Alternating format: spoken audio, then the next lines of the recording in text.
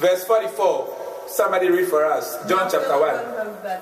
No, please read it very loud. Okay.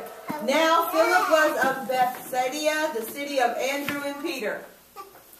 Verse 45. Who wants to read for us? Philip findeth Nathanael, and saith unto him, We have found him, of whom Moses in the law and the prophets did write, Jesus of Nazareth, the son of Joseph. Verse 46. And Nathanael said to him, Can anything good come out of Nazareth? Jesus saw Nathanael coming to him and said to him, Behold of the Israelites, indeed, in whom is no guilt. Very good. Verse 48. Nathanael said unto him, Whence knowest thou me? Jesus answered and said unto him, Before that Philip called thee, when thou wast under the fig tree, I saw thee. Verse 49. Nathanael answered and said unto him, Rabbi, thou art the Son of God, thou art the King of Israel. And said, I'm sorry. Okay, I got to get my eyes focused. And said unto him, Because I said unto thee, I saw thee under the fig tree, believest thou that shalt see greater things than these? Amen. Somebody end with verse 51. And he saith unto him, Verily, verily, I say unto you, hereafter ye shall see heaven opened, and the angels of God ascending and descending upon the Son. Amen. Amen. Amen. I'm preaching today on Vessels for Anna, part 7. Vessels for Anna, part 7. And part 7, the title is Nathanael Bartholomew, the promise of an open heaven. Amen. Nathanael Bartholomew, the promise of an open heaven. And at the end of the day, I pray that as you listen to me talk, God will also give you the promise of an open heaven. Nathanael Bartholomew was the only disciple Jesus Christ promising of an open heaven. And we'll go through the things that he did, the good things. As we do that, we're also going to experience an open heaven. And I will explain to you what the open heaven is. Father, in the name of Jesus, even as I speak your word, make me a blessing. Let me talk in a language that somebody will understand, so that at the end of it all, each one of us will become vessels for honor, sanctified and meet for your usage. In Jesus' name I pray. Amen. Amen. Church, you got to understand that when schools, orphanages, children are named after Matthew, Philip, Peter, Nathanael, Andrew, James, John, they are named after these disciples of Christ. They left their footprints in the sands of history, never ever to be forgotten, and that is significance. These were the people, ordinary men, they gave all their lives to follow Jesus Christ. And at the end of Jesus' missionary journey on earth, he entrusted his work into them. They did not disappoint. And that explains why we still have Christianity today. So it is very crucial, it is very important that we talk about them. So for the past Wednesdays and one Sunday, we pick all these disciples and we have been discussing them. And today we are talking about the 7th disciple, Nathanael Bartholomew. And vital lesson we can learn from his life. From what we read in John, it was Philip. It was Philip who first found his brother or his friend Nathanael and brought Nathanael to Jesus Christ. When Philip saw Nathanael, he went to Nathanael and said, We have found him, of whom Moses and the law did write, Jesus of Nazareth. Nathanael said, Can any good thing come out from Nazareth? Philip did not argue. Philip said, Come and see. So he came. And when he came, Jesus Christ said, An Israelite indeed. He said, Behold, an Israelite indeed, of whom there is no deceit, of whom there is no guile. Then Jesus Christ said, Then Nathanael said, How did you know me, that I'm an Israelite, of whom there is no deceit? Then Jesus said, When you were sitting under the fig tree, I saw you. Then Nathanael said, wow, of a truth, you are the Son of God and the King of Israel. Then Jesus Christ said, you are saying this because of the things I told you. You haven't seen nothing yet. Come, and as you follow me, you see the heavens open. And you see the angels of God ascending and descending. This is the story. And vital lessons we can learn from this. First and foremost, Nathanael was one of the 12 disciples of Jesus Christ. He was the only disciple from the royal blood. His name, Bartholomew, means son of Tomai. Tomai was the king of Geshur. According to 2 Samuel chapter 3, verse number 3, Tomai was the king of Geshur, whose daughter Maacah David got married to. And they had Absalom. So Nathanael Bartholomew is from the royal blood. And then, according to one tradition, it was at his wedding in Cana that Jesus Christ had his first miracle, turning water into wine, although the Bible didn't record it. But one tradition says that it was at his wedding, that's when Jesus Christ turned water into wine. Nathanael is in the first three Gospels, Matthew, Mark, and Luke. We always had Nathanael, but then we always said Bartholomew, but in John, we saw Nathanael. The reason why we know it is the same person is because the followers of Christ were only 12, the disciples. And anytime Philip is mentioned, either Nathanael or Bartholomew is linked to him. Immediately Philip's name is mentioned, he follows. So it has been deduced that Nathanael is the same as Bartholomew. So I call him Nathanael Bartholomew. Amen. Amen.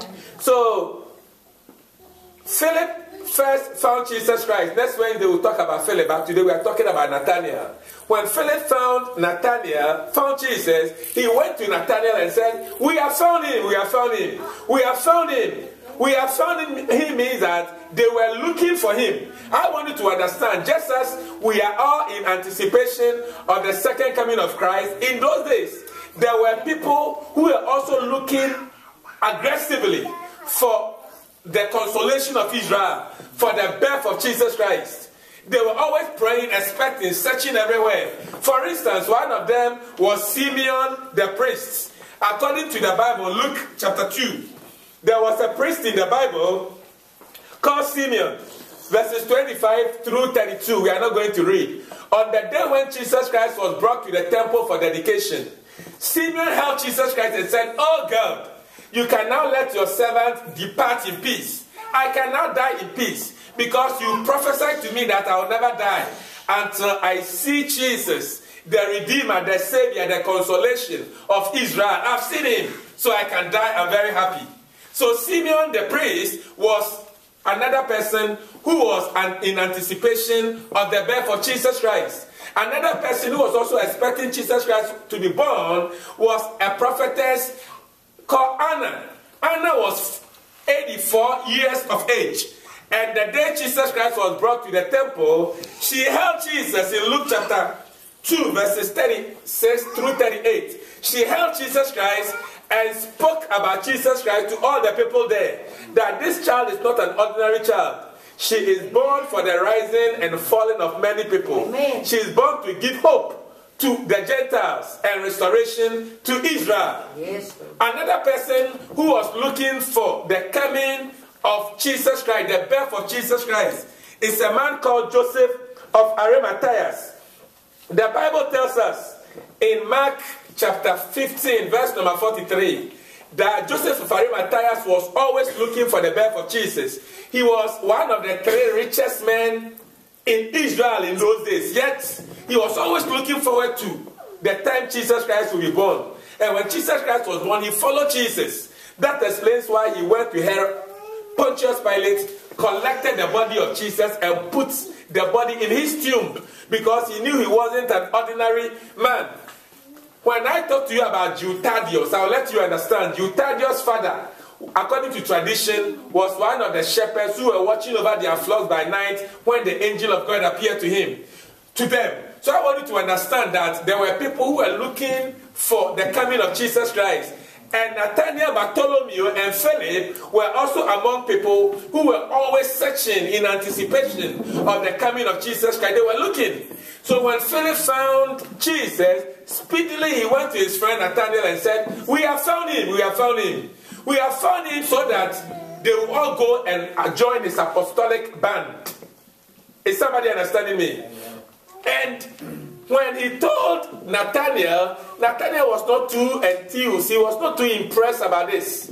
Two reasons why Nathanael was not too impressed. Reason number one, Nathanael said, Philip had told Nathanael that we have found him, of whom Moses and the law spoke about, Jesus from Nazareth.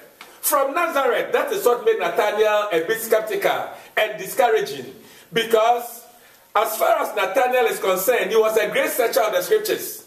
And no book in the Bible said anything about Nazareth. No prophet in the Bible spoke about Nazareth. The major prophets, the minor prophets, they didn't say anything about Nazareth. So Nathanael didn't see why any good thing should come out from Nazareth. So he replied to Philip, "Can any good thing come out from Nazareth?" He wouldn't understand why God would bypass all those famous popular cities and attend to Nazareth, bring the Savior from Nazareth. The second reason why Nathanael will not believe is because Nathanael himself comes from Cana. And Cana and Nazareth, they were two rival cities. They share border together. And they were rivals. So Nathanael wouldn't expect anything good to come out from Nazareth. If it is not going to come from Cana, then it shouldn't come from Nazareth. It should come from somewhere else. You know how mostly we say familiarity breeds contempt. Nathanael had known Nazareth so very well because he comes from Cana, and Cana and Nazareth, they share border. So he goes there most times. He knows the people there so very well. The problem with many of us is we have the spirit of Nathanael in us. Because we are too familiar with people, we don't receive them. We have become too familiar with people that when God is using them to bless us, we turn blind eyes on them. I want you to understand, the fact that you know somebody too very well doesn't mean God can turn the person's life around. Doesn't mean God can bless the person. Doesn't mean God can use the person. Is somebody understanding me? Personally, when I travel outside and I preach, people receive me so very well. Just sometimes when I preach among the people around me, they look at me with a funny eye. It's all right. Remember one day I was preaching. I went to Canada actually, and then I asked everybody to hold your Bible. Everybody hold your Bible like this. Everybody get your Bible like this, and then do this to your face. Can you read? Can you read? But then let it go a bit further. Can you read now? Turn yours around for me, brother. Good. See, when something is close to you like this, familiarity, it breeds contempt. When something is close to you, you don't appreciate it. So let's be very careful the people God has placed in our lives. They are not there by accident. You didn't come to church just to meet people by accident. God strategically positioned people your way. Those at your workplace, those at your church, your neighbors. Please value them. God brought them your way for one reason or the other. More often than not, when people are close to us, we don't appreciate them. Nathanael was not going to appreciate Nazareth because he was so close to Nazareth. So you wouldn't believe that any good thing can come out from Nazareth. Church, the fact that you know somebody's beginning, the fact that you know somebody's upbringing, the fact that you know the history of somebody doesn't mean God cannot use the person. That is what I want you to understand. Because he's always an expert who turns a nobody into somebody. He's an expert who can transform a zero into a hero. He's an expert who can move somebody from obscurity into prominence. He's an expert who can turn people's lives around. Amen. And you see, God is in the process of working in each one of us to turn our lives around. Yes. So the fact that somebody is not there yet today doesn't mean the person will remain there forever. Amen. So have a heart to receive people when God is transitioning them. Hallelujah. Hallelujah. Don't have that attitude of Nathanael. Nathanael said, can any good thing come out from Nazareth? Philip didn't argue with him. Philip said, just come and see. Come and see. So Nathanael went. When Nathanael went, as soon as he encountered Jesus, he didn't even open his mouth. Jesus Christ looked at him and said, behold, an Israelite indeed, in whom there is no guile, in whom there is no deceit. Now, let's just analyze this. Jesus Christ said of Nathanael, an Israelite indeed, in whom there is no deceit. It means that Nathanael had a perfect heart. Remember, this commendation was not coming from an ordinary human being. It comes from the Lord Jesus himself. He looked at Nathanael and said, behold, an Israelite indeed, in whom there is no deceit, in whom there is no pretense, in whom there is no hypocrisy, in whom there is no lukewarmness. It means Nathanael has a perfect heart. It means Nathanael had a beautiful heart. It means Nathanael had a right standing with God. Now check this out. Nathanael, who has a perfect heart, living among the disciples who are always acting immaturely, like the sons of Zebedee. They will bring their mother to come and bid for them the best positions in the kingdom. Like Judas Iscariot, always stealing money from the coffers. Like the disciples always busy fighting over positions. Like Peter, always will get up and say things anyhow. How do you think Nathanael, a man with a perfect heart, will feel living among people like that? I believe that what kept them going is something I call the spirit of tolerance. The spirit of great accommodation. If Nathanael could accommodate them, each one of us will learn a lesson like that. Yes. Church, look, you can't be like me. And I can't be like you. We are all unique. Yes. We are all different. The reason why we act differently, the reason why we talk differently, the reason why we behave differently has to do with our background. Yes, Lord. So don't expect everybody to be like you. It is very wrong for you to expect people to talk like you, understand like you, perceive like you, see like you. If we do that, we go nowhere. So all that we need to do is to have the heart to tolerate each person and have to accommodate everybody the way they are. That is the spirit of Nathanael.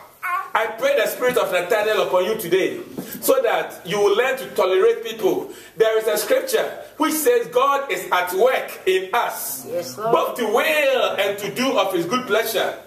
In English, God is at work. We call it present continuous. It means he's still working in us. He has not finished with any one of us yet. Amen. The reason why you might see problem with somebody, the reason why you might see somebody with temper, the reason why you might see somebody with attitude is because God is still in the process of working with us. He has not finished with any one of us yet. So for me, I don't care the problem people have. I still want to relate to them anyway. I do my preaching and I leave the change for God. Severally, we want to be the agent changers. You can't do that. You can't play Jesus.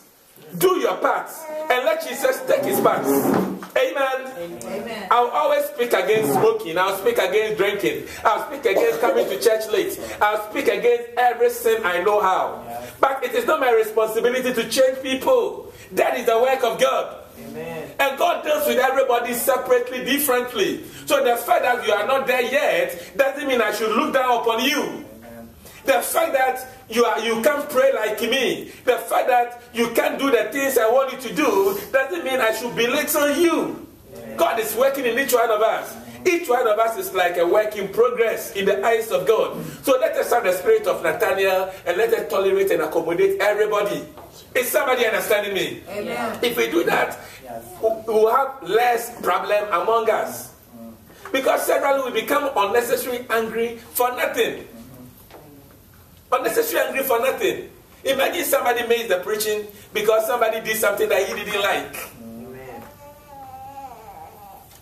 Assuming everybody the sister wants everybody to be like her. It doesn't work like that. I can't be like you, you can't be like me. So everybody stay in your lane and allow people to grow the way they know how. Don't impose yourself on anybody. If you try to impose yourself on people, it will not work. It doesn't work like that. Hallelujah. Amen. When Nathanael came to Jesus, Jesus said that Israelites indeed in whom there is no deceit. Then Nathanael said, how did you know me? Jesus Christ said, when you were sitting under the fig tree, before even Philip came to you, I saw you. And great lesson we can learn from this. When you were sitting under the fig tree, in those days, under the fig tree was a place of study. In those days, under the fig tree was a place like a library, sort of. So when Nathanael was under the fig tree, he was studying. And Jesus Christ brought it up so we can learn a vital lesson from a church. We need to study. If you study, there is no way you will miss the visitation of God. The problem with us is many of us, we don't read. Severally, I learned when I went to Belgium in the year 2000 that when you want to hide something from the black man, put it in a book. And it saddened my heart. Because blacks, we don't read. We don't like reading. My book, I visited a sister and I saw the book on her counter. I said, congratulations, you finished reading. He said, no, Pastor, I've not started yet. I said, why? She said, I don't have time. I said, if every day you read just a page, like by now you finish. He said, wow, it makes sense. I never thought of that. Church, let us read. Let us love reading. Bible says, buy the truth. Daniel chapter 9 verse 2. Daniel said, I understood by books. If you don't read, how can you understand? Even the Bible we don't read. And that's why we are so ignorant. Let us read. He was sitting under the fig tree, indicating studies. When was the last time you read a book? Even the Bible. Be sincere to yourself. When was the last time you read? When was the last time you read the newspapers? When was the last time you listened to news?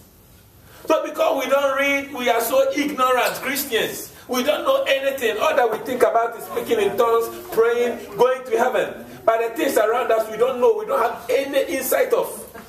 Obamacare, we heard people talking about it, but we've not even studied to know whether it will help us or it will harm us. Why would you spend time and study? Let us be like Nathaniel. Let us study. Amen. When you study, there is no way you go wrong because knowledge is power. Amen. And knowledge is progressive. So grow upon the knowledge that you have. I keep on telling you, when Paul was young, he said that I may know him and the power of his resurrection. But when he matured, he said, I know whom I have believed. He moved from that I may know him to I know whom I have believed. Let us grow in our knowledge in God. How knowledgeable are you in the things of God? Nathaniel under the fig tree is an indication that he was a studious person, a guy who is always studying. And let us go deep in the things of God, church. Let us go deep. When you go deep in the things of God, you will never miss God and you never miss God's visitation. Psalm 107, write the scripture. Psalm 107, verses 23 and 24. You better know this scripture by heart. It's very powerful. Psalm 107, verses 23 and 24. I quote, listen. It says, those who go down to the sea in ship, who do business in great waters, these are the ones who see the works of the Lord and his wonders in the deep. Listen, those who go down to the sea in ship, who do business in great waters. So if you want to do business, do it in great waters. These are the people who see the works of the Lord and his wonders in the deep. Church, the wonders of the Lord will only be seen in the deep. So go deep in your studies. Go deep. If you want to experience the wonders of God, go deep. The reason why many of us we are easily moved by problems, difficulties, and challenges is because we don't go deep. If you don't go deep, any wind of doctrine can blow you away. If you don't go deep, any problem can blow you away. Whether you like it or not, Jesus said there will be the wind, there will be the rain, there will be the storm. Whether you like it or not, it doesn't need your permission to come. In this life, you don't choose your enemies. The enemy chooses you. But you see, if you don't fortify yourself by going deep, when the wind and the storm and the rain comes, it will expose you. And everybody will see how fragile you are. So go deep, church. Let us go deep. These are they who see the works of the Lord in the deep. In the deep. The works of the Lord can only be seen in the deep. In the deep. Psalm 42 verse number 7. Write it. Psalm 42 verse number 7. It says deep calls for deep. It means that when you go deep, then God will help you and you become deep yourself. Deep calls for deep. In Luke chapter 5 verses 1 through 4, you can read later. Jesus Christ walked to the seaside and then he saw a boat belonging to Simon Peter. And he borrowed the boat from Simon Peter so he could stand in the boat and preach. Whilst he was preaching, I believe Simon Peter was thinking because the whole night Peter went fishing and he couldn't get any fish. And I believe Peter was thinking the excuse, the explanation to give to his wife, to give to his creditors, to give to his business partners why he couldn't get anything the whole night. Then when Jesus Christ finished preaching, Jesus Christ looked at Peter and said, now I've finished preaching. Launch out into the deep. Somebody say, launch out into the deep. Say it again, launch out into the deep. May I suggest to you, therefore, that the whole night whilst Peter was fishing, could it be that he never launched out into the deep, and that's why he couldn't catch any fish? Because the emphasis was launch out into the deep. It doesn't matter how long you fish. If you don't go deep, you catch nothing. When Peter launched out into the deep, Bible says his net was breaking because he caught so much fish. So much fish. Launch out into the deep, and that is what God wants each one of us to do. Let us launch out into the deep. In our Bible studies, let us launch out into the deep. In our prayer life, let us launch out into the deep. In our walk with God, let us launch out into the deep. Remember, deep calls for deep. Deep calls for deep. Let us go deep. When you go deep, you will never go wrong. Is somebody understanding me? Let me show you two other scriptures. Isaiah chapter 37 verse 31. This one I'll read it. Isaiah chapter 37 verse number 31. What was that first psalm you said, 44:7? Psalm 42 verse number 7. We are reading. When you miss something, I'll tell you after service. Okay. Isaiah chapter 37 verse 31. It says, and the remnants who have escaped of the house of Judah shall again take root downward and bear fruit upward. Did you see that? Yeah. The emphasis is take root downward and bear fruit upward. How many of you want to bear fruit upward? If you want to bear fruit upward, first and foremost, take root downward. Taking root downward means deep. Let's go to 2 Kings chapter 19.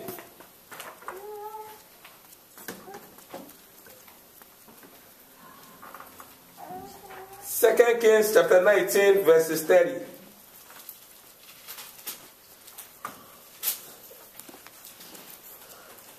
And the remnant who have escaped of the house of Judah shall again take root downward and bear fruit upward. The remnants will take roots downward and bear fruit upward. The same thing. So church, if you really want to bear fruits, if you want to become profitable, if you want to become successful, you better take roots downwards. Because if you are not rooted, the wind, the storm, the rain will uproot you. And the reason why there are several offenses, the reason why we are easily moved is because we don't have roots. Amen. Mushroom. I can easily uproot mushroom without difficulty because mushroom doesn't have roots. But trees that have roots, like the palm tree, even when an elephant leans on it, it will never fall because it has roots. And church, God wants us to take roots. You take roots when you revisit the way you pray, when you revisit the way you study God's word, when you revisit the way you do things spiritually. Nobody begs you to come to church. Nobody imposed on you to come to Bible studies. You spend time when there is nobody there, you study the word of God. That is what we call taking roots. You always assess your walk with God. That is what we call taking roots. When you take root, you never miss it. In John chapter 5, verse number 39, Jesus said, search the scriptures. For in it you think you have life, but they are they that testify of me. Search the scriptures. Spend time and search the scriptures. If you don't search the scriptures, anybody at all can impose anything on you. Do you know why Nathanael and Philip easily found Jesus Christ? Because they were searching, they were looking. They searched everywhere. I believe one of the things they found, the scripture has said that the Savior will be born in Bethlehem, Judah. Micah 5:2. The scripture has said that the Savior will be born by a virgin. Isaiah chapter 9 verse number 6. Isaiah chapter 7 verse number 14. So when they saw all these signs in the life of Jesus Christ, no wonder they went to follow him because they had searched. One of the other guys who was always searching was Andrew.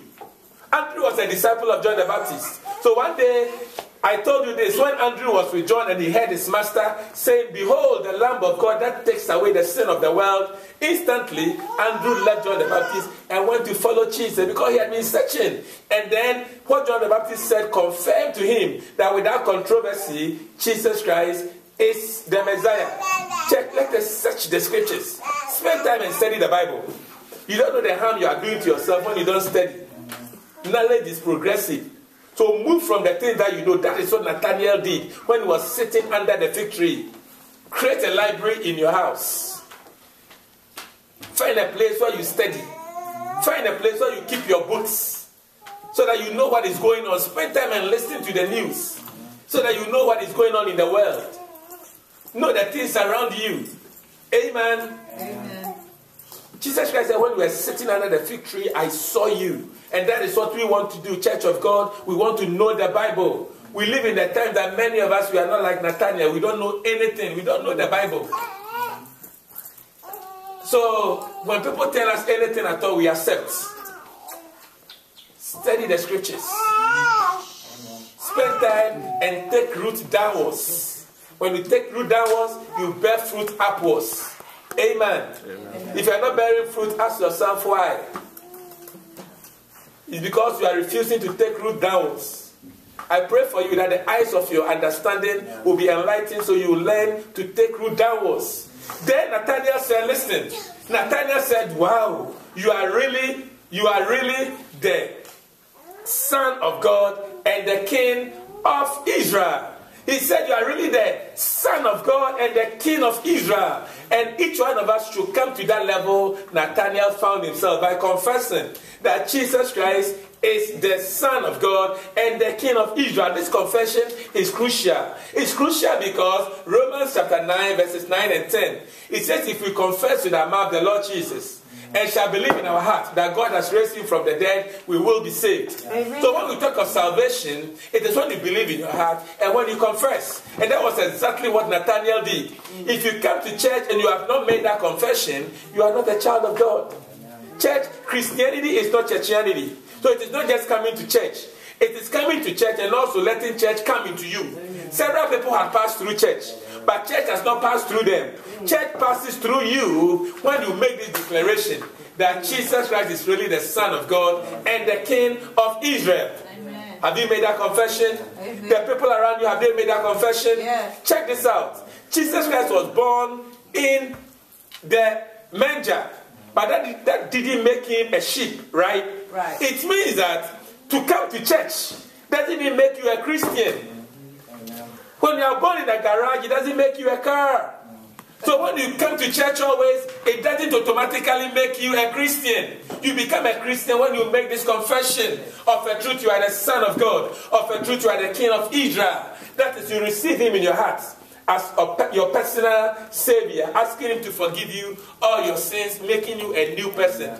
That is what Christianity is. Not just going to church, not just giving your tithe and offering, not just baptizing. Is somebody understanding me? Amen. So let us make sure each one of us have that experience. We have confessed with our mouth that Jesus Christ is really the Son of God. And we have believed in our hearts that he is the King of Israel. Amen. Amen. Then Jesus Christ said, because I told you this, now you are making this confession. Nathaniel, you haven't seen anything yet. Jesus Christ told him that very soon you see the heavens open and you see angels ascending and descending. Did Nathaniel see that? Of course he did. How did he see that? Heaven open, angels ascending and descending means God hearing the prayer of Jesus Christ. And as long as 3 times Nathaniel heard a voice from heaven confirming that Jesus Christ is the Son of God. As long as Nathaniel saw Jesus Christ walking on water, as long as Nathaniel saw Jesus Christ multiplying 5 loaves of bread and 2 fishes to feed 5,000 people, as long as Nathaniel saw Jesus Christ multiplying 7 loaves of bread and few fishes to feed 4,000 people, he saw the heavens open. As long as Nathanael heard all those beautiful teachings from Jesus, which can never come from the mouth of anybody, he heard the Beatitudes, he heard the eschatology, he heard the ecclesia, he heard the parables, he heard all those great teachings from Jesus, he saw the heavens open. And this morning I pray for you, that you also see an open heavens. Amen. The open heavens is when you don't struggle anymore. The open heavens is when God himself come on the scene and help you. And each one of us, we need the open heavens. Anytime I talk of open heavens, I'm quickly reminded of Jacob. Because one day, Jacob was desperate and he was running away from home. Because his brother wanted to kill him very bad. He had stolen his brother's birthright and his brother's blessing. And the brother had vowed to kill him. So his mother said, hey, Jacob, please go to Haran, live with your uncle Laban for a few days. Because your brother wants to kill you. And on his way going, he got to a place called Bethel. And then in Bethel, he slept. As he slept, he had a vision, he had a dream. And in that dream, there was a ladder from earth to heaven. And angels were ascending and descending. That is what we call open heavens. Amen. Angels always ascend with our prayer request. And I pray for you that every prayer that will come from your lips, may the angels of God pick it. And may they ascend with it. Angels descending means they come down with answers to your prayer. And I pray for you that may angels from today begin to descend from heaven for your sake. Angels descending means they are coming with your answers. Every prayer that you've uttered, every prayer that has come from your mouth, both spoken and unspoken, I pray for you that there will be an open heaven. Some of us, we need job desperately. Some of us, we need relationship desperately. Some of us, we need financial breakthrough desperately. Some of us, we need healing desperately. Some of us, we need growth desperately. Some of us, we need wisdom desperately. My prayer for you this morning is that there will be an opening heaven for you, where angels of God will be ascending and they will be descending. When God gives you the open heaven, it means He has taken struggle away from you. It means the thing that you couldn't do before, He is going to do it for you. Amen. And the reason why you do it for you is because He loves you. The reason why you do it for you is because He cares. He cares for His own. I want you to understand that you serve a God who cares. I want to end with Psalm 115, verse number 12. It says, God is mindful of you. He will bless you. Church, as you live here, remember that God is mindful of you. He is mindful of you. Mindful comes from two words joined together, mind and then full. It means God's mind is full of you. He will bless you. He knows your situation. He knows the place you find yourself. He knows the things that trouble your heart. And that's why the Bible says, be anxious for nothing, but in all things, prayer, supplication with thanksgiving, let your requests be made known unto God. You serve a God who is so faithful, and He will be there for you. I pray for you that there will be an open heavens for you today. In Jesus' name, amen. Amen. One tradition has it that this is how Nathanael died. He and his friend Philip, they preached in Armenia. And in Armenia, there was a town called Albinopolis. In Albinopolis, as they were preaching, they were arrested because they didn't want them to preach Jesus. So they were nailed together on a wall, on a tree. They were tied together on a tree, going to be executed. The tradition says that Philip prayed that God, please release Nathanael. Release Nathanael. Don't let Nathanael be executed. So Nathanael was free, but Philip was killed. And when Philip was killed, I'll tell you how Philip was killed on Wednesday, God willing. But then Nathanael was freed, and he traveled through all those regions, still preaching Jesus Christ. The people who freed him were surprised that they freed him and he was still preaching. So they arrested him. This time, they used knives to flood him. They cut his body into pieces. So his apostolic symbol is 3 knives, because knives was used to cut his body into pieces. That is how Nathanael died. But in conclusion, the lesson we can learn from Nathanael is, number 1, when Philip went to him, Philip told him, we have found him. He questioned and said, can any good thing come out from Nazareth? Don't belittle the people around you. Don't underestimate the people around you. Don't allow familiarity to be cloud what God can do with the people around you. And then Nathanael was sitting under the fig tree. Sitting under the fig tree is a place of study. Let's spend time and study so we can take roots in the things of God. How well you can stand depend on how strong you are. Remember, your input determines your output. It was Martin Luther King Jr. who said the ultimate measure of a person is assessed. It's measured not in moment of comfort and convenience, but in moment of conflict and controversies. So when things are not working, that's when the real you is seen. And the real you will come out when you prepare yourself. It is said that when the going gets tough, the tough ones get going. So you become tough when you deepen yourself in the things of God. Take roots. Remember, when you take root downwards, you bear fruit upwards. Remember Psalm 42, verse number 7. Deep calls for deep. Remember Psalm 107, verses 23 and 24. It says, them that go down to the sea in ship, that do business in great waters, not in shallow waters, in great waters. These are they that see the works of the Lord and his wonders in the deep. His wonders in the deep. Say this after me, dear Lord Jesus. Dear Lord Jesus. Your word has come to me. Your word has come to me. Help me. Help me. Not to take the people around me. Not to take the people around me. Oh, say it like you mean it. Not to take the people around me. Not to take the people around me. For granted. For granted. Let me value. Let me value Everybody around me. everybody around me. And help me to study your word. Steady your word. To take roots in the things of God. Yes, yes, yes. In the name of Jesus, I confess this morning I confess this that Jesus is the King is the King of the Jews and the Son of God. I receive him as my personal Savior and Lord. Thank you for hearing this prayer. In Jesus' name I pray. Amen.